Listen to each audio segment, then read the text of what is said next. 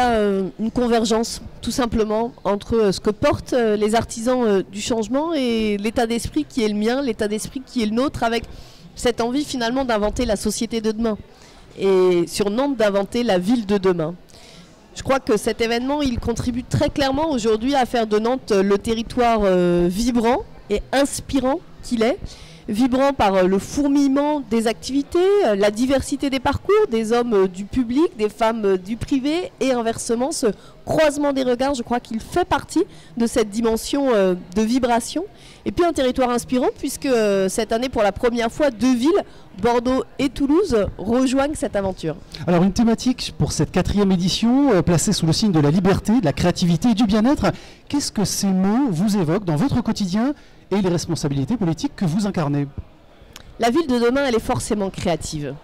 Elle est créative parce que le monde d'hier est en train de se terminer, celui de demain est tout juste à se dessiner, et donc on est dans ce moment absolument passionnant, absolument enthousiasmant, fait de risques aussi, mais d'abord d'opportunités pour inventer quelque part un chemin original. La ville de demain, moi je suis convaincue qu'elle sera collaborative, créative et sensible aussi.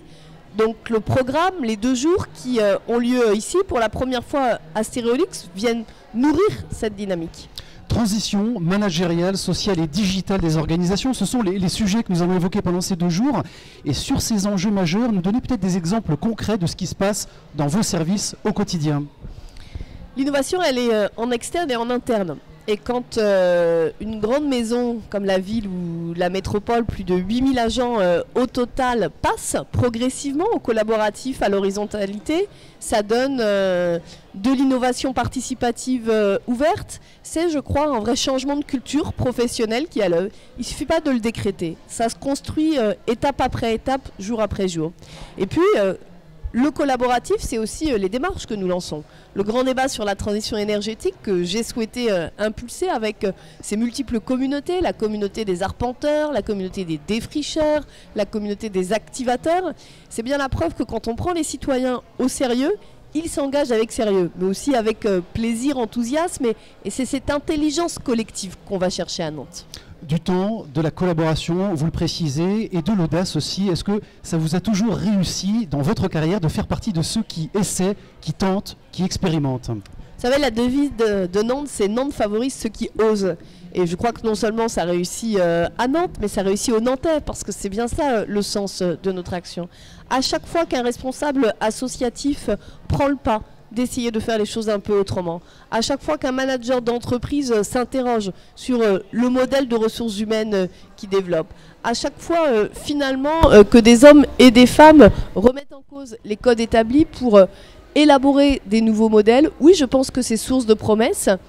Quand on est fidèle à ses convictions, quand on est fidèle à ses valeurs et quand on sait au service de quel projet cette énergie-là est déployée. Alors justement, peut-être pour terminer, quel est le changement que vous ayez initié depuis le début de votre mandat et dont vous êtes le plus fier? On va parler de changement pendant ces 2 jours. Je crois que c'est le collaboratif. Vous savez, quand j'ai lancé ces grands débats citoyens, le premier sur la Loire, aujourd'hui sur la transition énergétique, il y a eu beaucoup de questions, disons-le clairement. Est-ce que c'est une opération de communication? Est-ce que derrière des lignes vont bouger?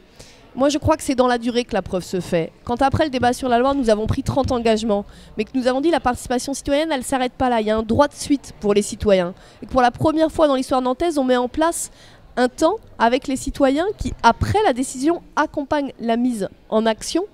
Et que ces Nantais me disent leur enthousiasme, leur passion même, à participer à ces démarches-là. Alors je me dis qu'on commence à bouger des lignes. Merci beaucoup, Johanna Roland. Merci à vous.